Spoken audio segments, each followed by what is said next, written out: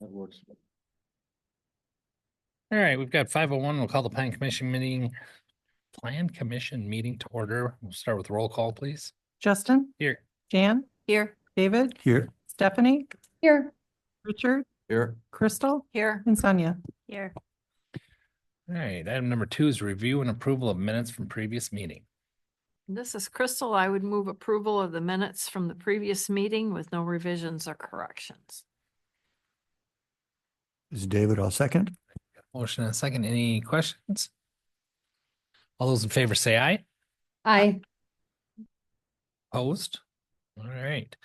Item number 3 is a public hearing on application for conditional use of property located at 412 South Main Street to allow a 4-unit dwelling in a B2 district. That will open the public hearing. Hi, Abby. So Abby Swasko is here with us today, the property owner. Usually we start these public hearings by giving a little bit of context between city staff on where we're at and how we got to this point, and then I think we hand it over to the property owner to just generally sort of give some additional context. That's the information gathering point of the public hearing. Then, Mayor, if it's okay with you, we would then open it up to any public to make comments after they have the information that's been shared. We would then close the public hearing, and that's when the commission would have discussion debate on the item. But of course, during the public hearing portion, if you have clarifying questions you would like to ask, feel free. Lori, did I get all that right? You did a beautiful job, Okay, Nate. thank you. So with that, Chief, would you like to tee this off, and I'll put the GIS map up on the screen. Yeah, if you want to put that up there. So, new owner Oh, yep. of this property, working on fixing it up, which is great. It's needed some work for a long time. Although the use of it that it's being currently used for and moving forward will be used for is considered a conditional use in this zone. And to my knowledge and anything that we've found, it has never been conditionally approved to be used as a multi-unit building or whatever. And so working with George, the Corp Council, we talked through that and we're like, let's get it on the books. Let's get a conditional use put on there so that, current owner and future owners will not have to go through this, right? We're starting fresh. I'm getting it in place so that everything is legal to move forward. I've done this quite a few times on electronic signboards and things like that. And even though they've got one and, that kind of thing, I just think it's important to do that for any owner, property owner, or whatever, so that it doesn't come back and cause them issues down the road. So that's ultimately why it's here. 3-unit, 4-unit, multi-unit in that zone ultimately requires a conditional use. So that's why we're here. I do have a question. Richard pointed it out. On the application, it shows that there'd be an owner occupied on the first floor and then a 2 upstairs. So is it a 3-unit or? Yep. Abby, there's a button on the bottom that looks like a little person with a sound. Got There you go. That's correct. So upon learning what the rule is, so basically any dwelling with 3 or more units falls into commercial. So that kind of changed things as Sure. far as budget and what needs to be done on the property. Sure. So ultimately, the plan for now with the budget is for it to just be 3 apartments, me on the first floor. Okay. It's just, yeah, perfect. So for clarity, it's a 3-unit, not 4 as stated on the agenda. Correct. As she'd stated, it's kind of been a little bit of a back and forth trying to work through what works best for her. And so yes. Sure. Yep. Great. Yep. All right. And then Abby, did you want to maybe share a little bit more about background on the project or what you're hoping to achieve? So I think everyone got the little sheet from Lori.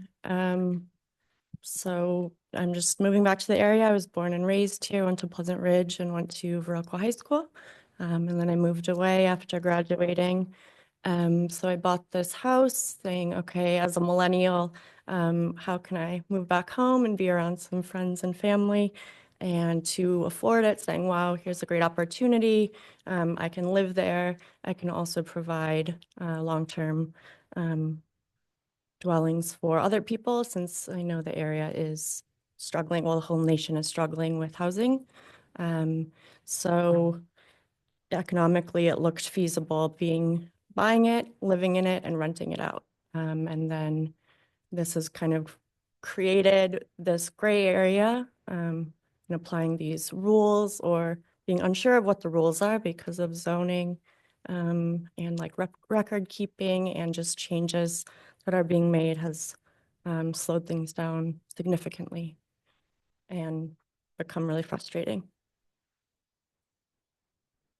So, Chief and I worked with Abby, on conversations in the background leading up to this meeting. And one of the things we really did look at a couple different times is whether this would be a legal non-conforming use, right? Since the property, as Chief said, has been used as an apartment building for some amount of time, despite not having a conditional use permit, the position that Abby had taken was like, well, wouldn't this just be a legal non-conforming use and wouldn't therefore require a conditional use permit? And so we tried to move in that direction. Abby got a lot of good information about historically how many renters have been there, and we took it to George, and because of the amount of renovations that they're intending to do on the property, they would basically not be able to keep the legal non-conforming use. And so that was sort of like the reason why this has to come forward, is because in order for the renovations to take place, we kind of identified as like, that's the one thing.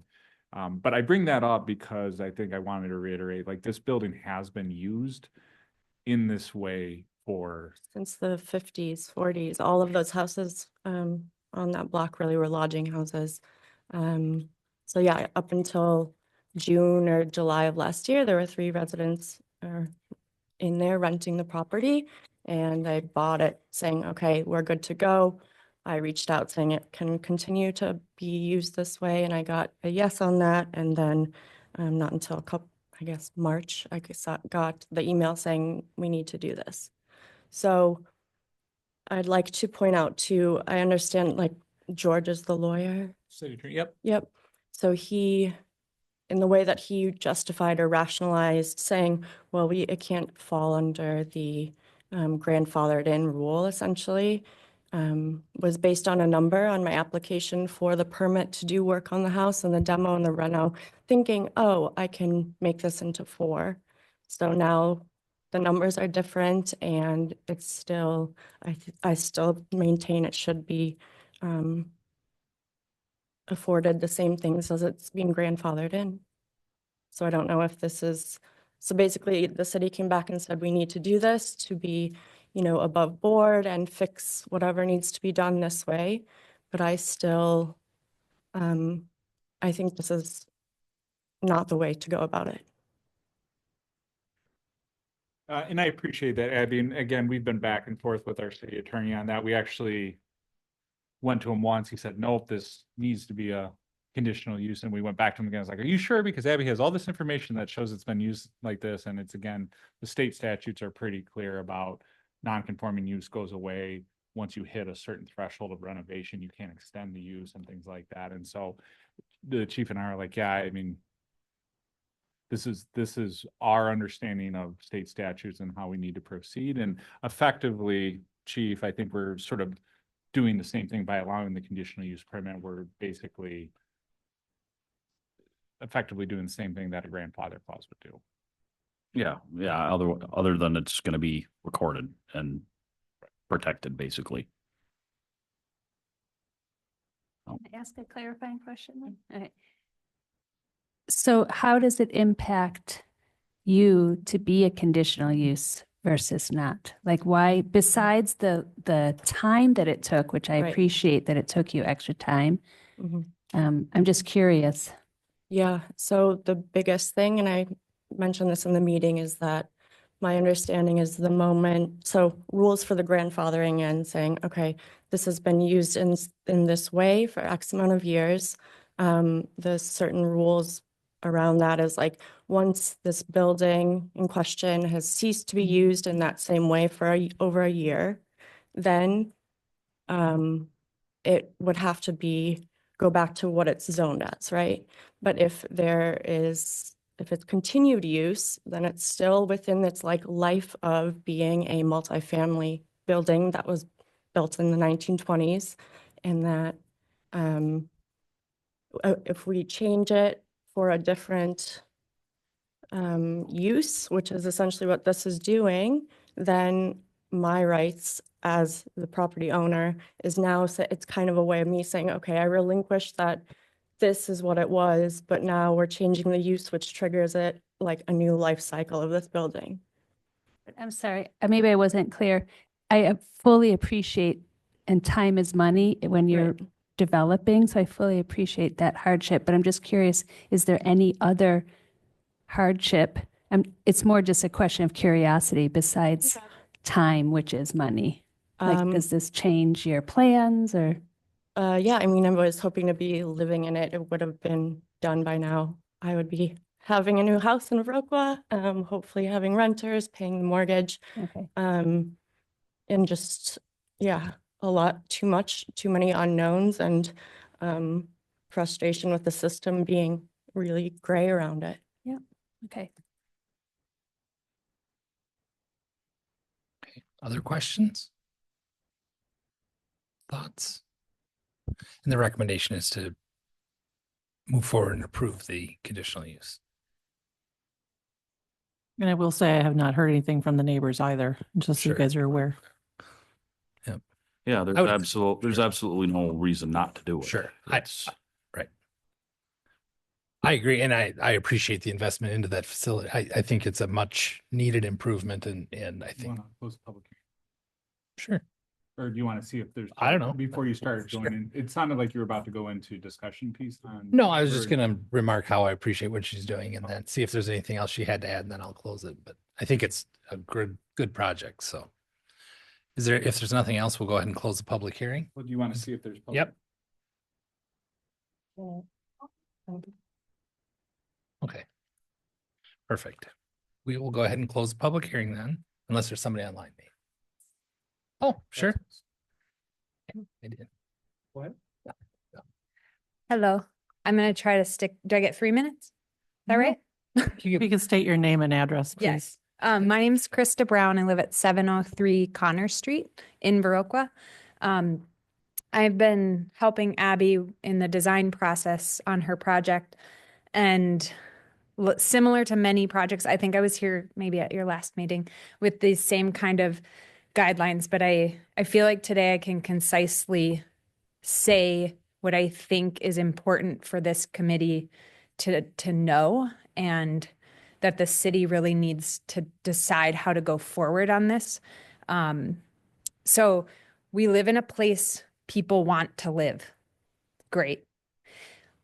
We live in a place that is not had infrastructure care to the degree it's needed for someone to sell a house at top dollar, for someone who is new in life, in finances and everything, to be able to come in and afford it and keep our city, this city that people have built, the same people who are selling that infrastructure, made it into the place that people want to be. We have to respect that if people are owning properties that are non-conforming, unsafe, not compliant, there needs to be some sort of cost to that. Whether it's by realtors or owners, if you are trying to sell something and say, vision this, Airbnb, vision this, it's a 4-unit, it's been a 4-unit, illegally, unsafely, you're providing that housing to a young mom who's going through a divorce, who has 2 daughters, who's trying to get her kids. She also probably works in a cafe or in one of the great lively places that makes our home special. Like, if you sell that house and it's not conforming and it hasn't been cared for, because anytime somebody does a certain threshold of work, they have to put in code compliant. So when Abby said that the 3-unit falls into commercial, it's not zoning. That's code compliance. That's a sprinkler system. That's plumbing. That's electrical. As soon as you do that, it all falls down. And those things have gotten more rigorous, more expensive, and harder to accomplish, which is why people aren't doing them. They're staying within that lower percentage and just piecing it across and then selling it here. So now we have somebody who has to bear the burden of that true cost and unaffordable housing. This is going to bite our country hard. That's my premonition here. It's biting my generation extremely hard. And I don't think that any of us want it. And I respect that, like, you have an asset. This is our biggest asset as Americans. We have a big problem here. And I'm getting really like philosophical because I can go there. Try to ground it back down. I think the city can do a creative thing by saying, if you're selling a property that these things are true of it, you are going to get a fee. That can go to roads. That can go to snowplows, salt, bike infrastructure, something. Because the true cost cannot fall on the next generation, or we will not even have a place that people can afford to live. And I know the housing committee is struggling with this. You guys are probably hearing about it. Maybe your children or you are feeling it. I just want to put that in with this context today, that we have to think creatively about this problem, because it's really making it not possible to keep what we have. That's all I got. Thanks. Thank you. Would anybody else like to speak? No? Okay. Anybody else in the committee before we close the public hearing? All right, we'll go ahead and close the public hearing. And we will move on to item number 4, which is discussion with possible action on conditional use application for property located at 412 South Main Street.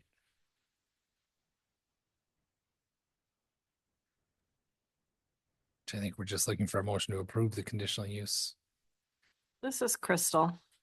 And I would move that we proceed with a conditional use application for the property located at 412 South Main Street. This is Stephanie. I'll second. And I think since we have the motion on the table, we can discuss a little. I mean, I wonder, maybe it's a question for staff, but I hear Abby's concerns about kind of having this label of a conditional use on her property, but it seems likely to me that this area, the zoning is going to change, right? And we might have some flexibility in the zoning. I don't think, it seems like we're moving in a place where our zoning isn't going to be so restrictive as to commercial and then residential, right? So I'm sure we'll have some zoning that lends itself more to some more flexibilities. I mean, is it foreseeable that this property is going to find itself within a new zoning that would make it compliant, right? And therefore the conditional use kind of becomes kind of goes away with a zone change. Does that seem likely, staff? Anything's possible, Okay. but I guess, like, I get the conditional use piece or whatever, but in this situation, without that conditional use, there's more danger, in my opinion, than making Right. it, because that's Right, what 'cause the ordinance says, or the code says. So the future could change that, yes. I mean, if she decided to turn it into a business or whatever down the road, then the conditional use goes away and she does whatever's allowed in that zone, you know? So right. I don't I see. guess I agree with you. It's the only way we can do it now, and that makes sense to me. And I think that, like, I hear her concerns about having flexibility as a property owner in the future. And there's nothing anyone in this group, like you're saying, this is the way you have to do it because of statute. But I guess I'm trying to give her some assurance that, not assurance, just some optimism that it's because we're going through a zone change, or the zoning code is going to be updated as part of our comprehensive plan. If I'm understanding where this property is located well enough, it is just adjacent to Main Street, right? And it seems likely there could be a zone that's more mixed use, or has some flexibility for commercial and housing blended. Unless I'm not seeing the map correctly, but my understanding, I mean, it's right on Main Street. It seems reasonable to assume that there could be some more flexible zoning that's going to come down the pike anyway. So I guess, right, that's no assurances or anything, but I guess I'm just letting the property owner know that zones change, the city's going through a comp plan change. maybe, things will change for her parcel in the future, so. But other than that, I mean, I'm very supportive of this. I think anything we can do to help homeownership, add housing, numbers, safe, updated housing, I'm very supportive of this. I got a Thank you, question, Jan. just to clarify here, because I'm trying to piece together what you were trying to ask too, like what's the downside? Because she didn't really want it, right? It's my understanding that she doesn't.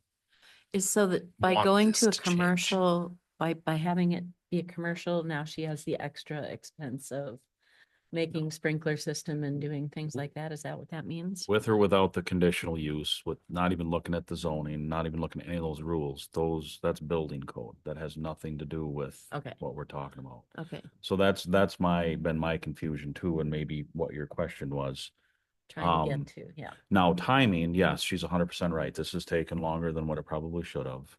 Earlier on, there was some confusion on what was going to happen to it.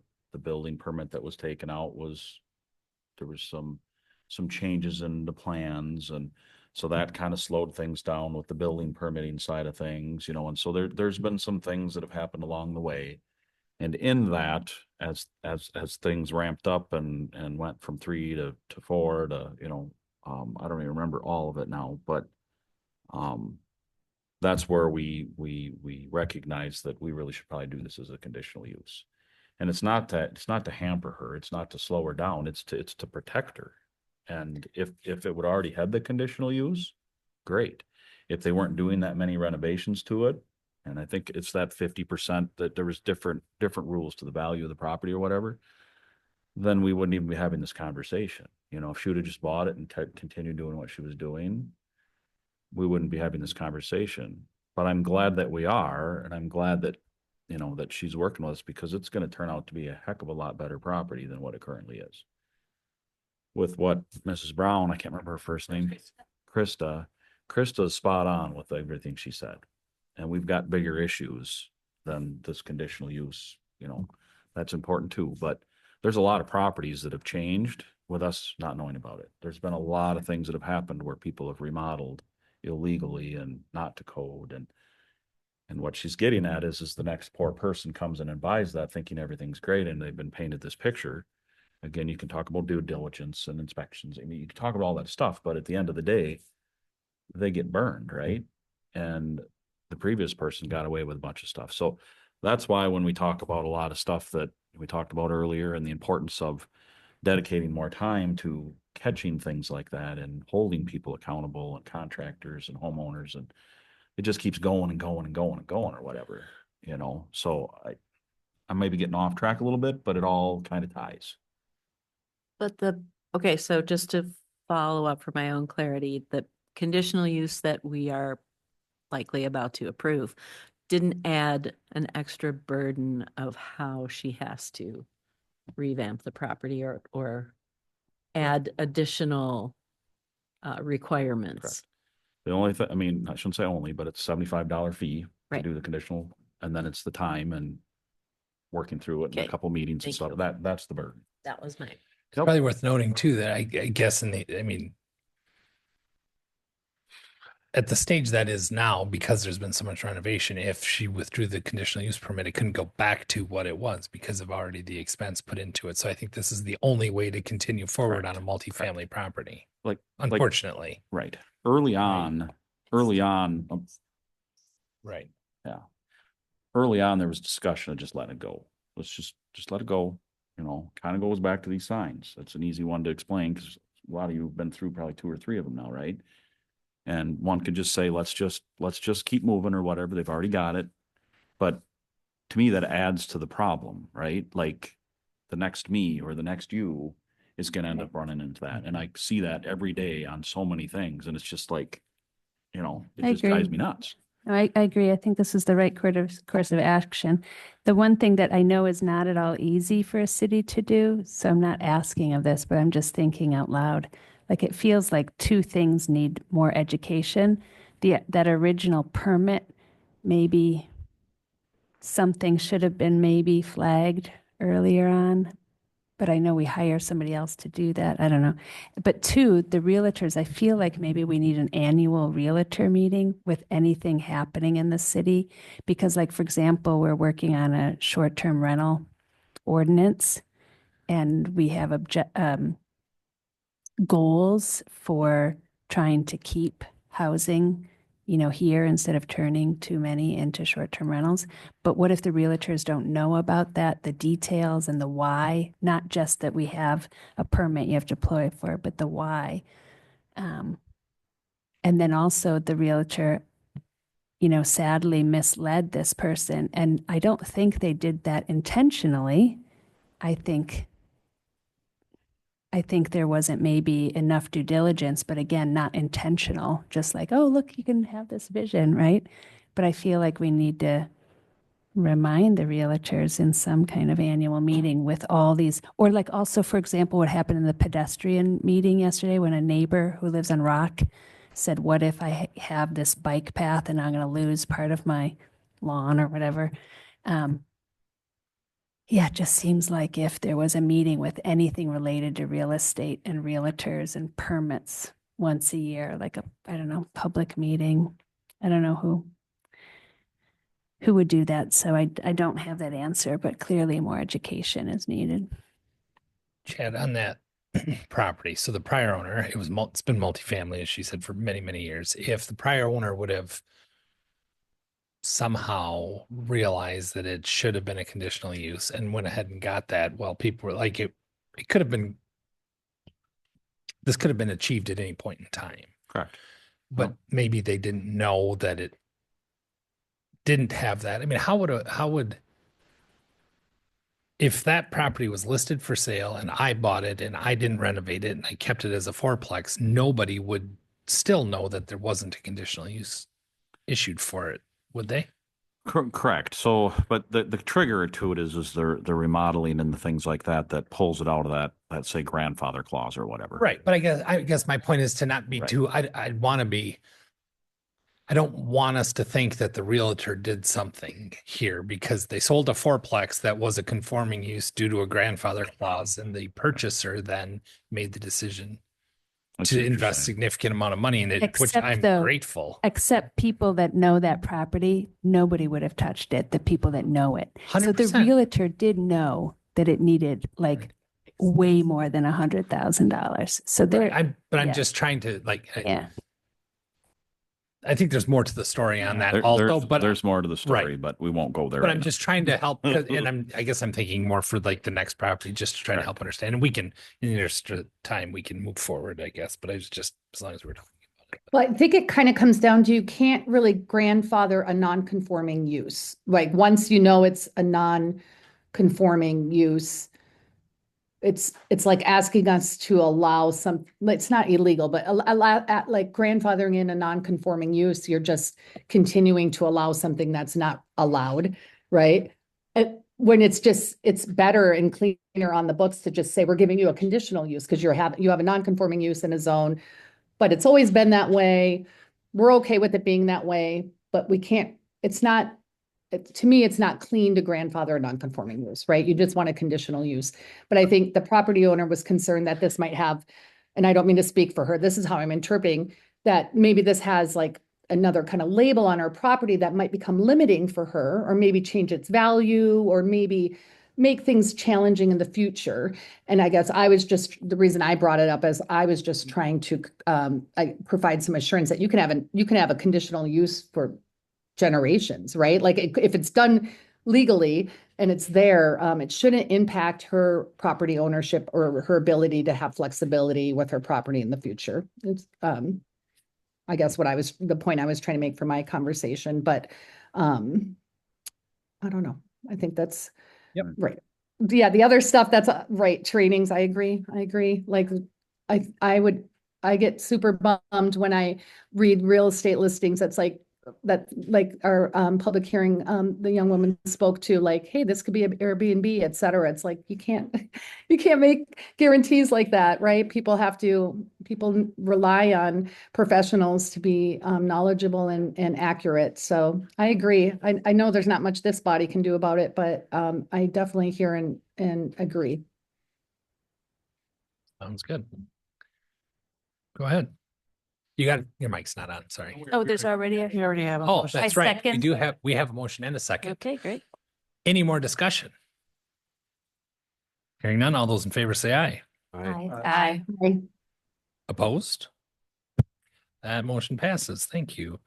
Item number 5, review and approval of certified survey map for Vic Meyer Wangen properties on lots 4 and 5 Silverthorne subdivision.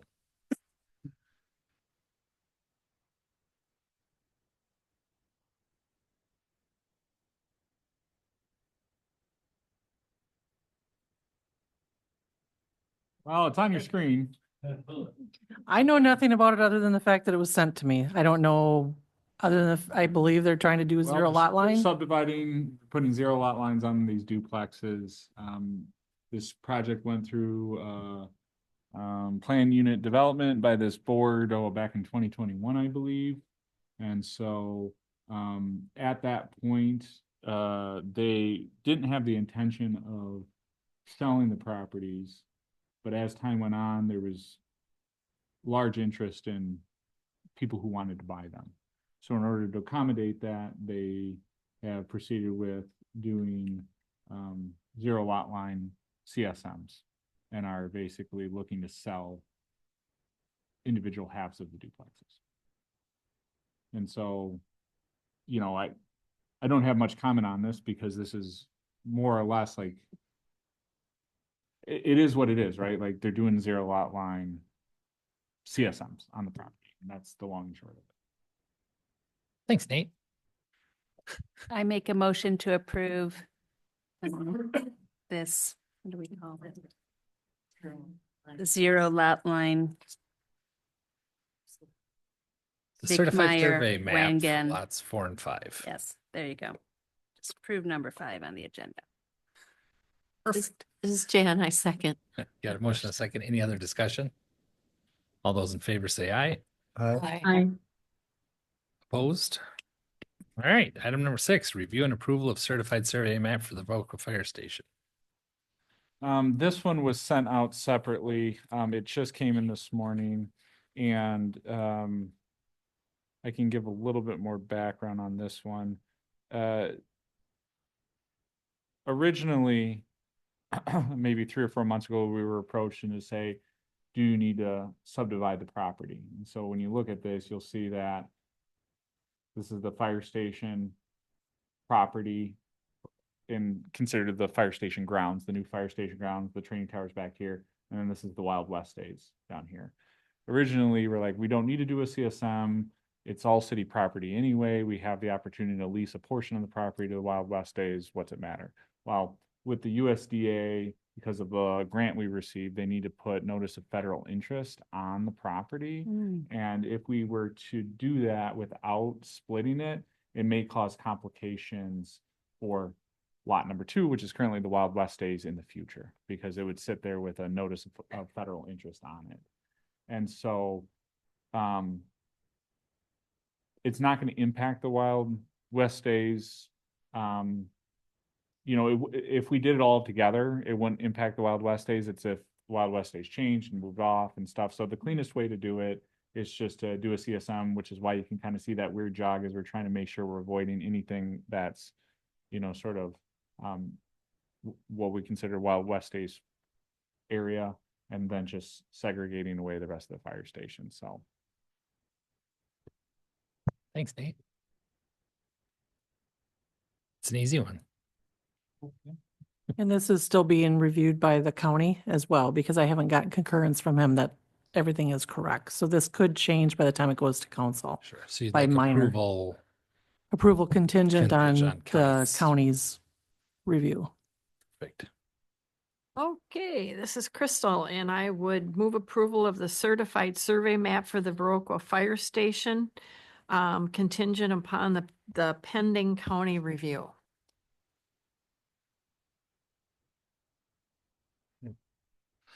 Got a motion? Is there a second? David, I'll second. All right, got a motion and a second. Any other discussion? All those in favor say aye. Aye. Opposed?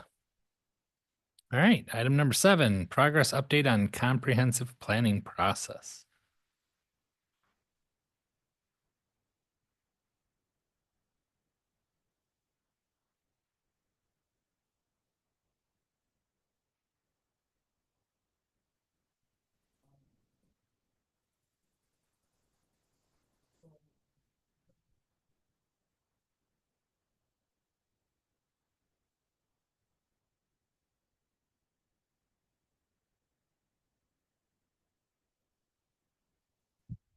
So this is just the memo that I had Kristen put together, just so that, without her being here, she could just kind of continue to have good communication with the plan commission on what's going on. So, I probably could have set this out yesterday, but I didn't have the chance to. So this is sort of the long and short of it about where they're at with the different components. I'm not gonna go through the point of reading it to you, but if you all want to take a second to gander at it, by all means.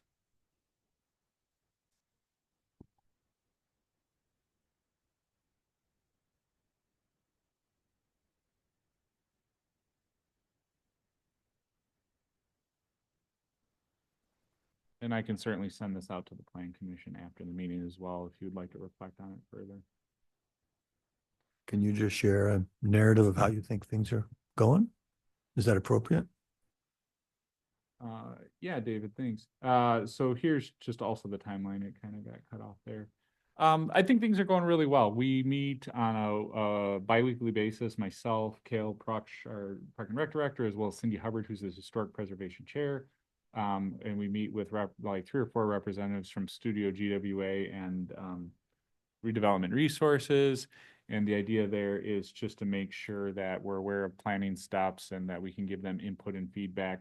Right now, we're in the public participation phase heavily. The survey is closed, and now they're looking forward to like their sort of on-site, in-person engagement, where they're going to places like possibly Nelson's and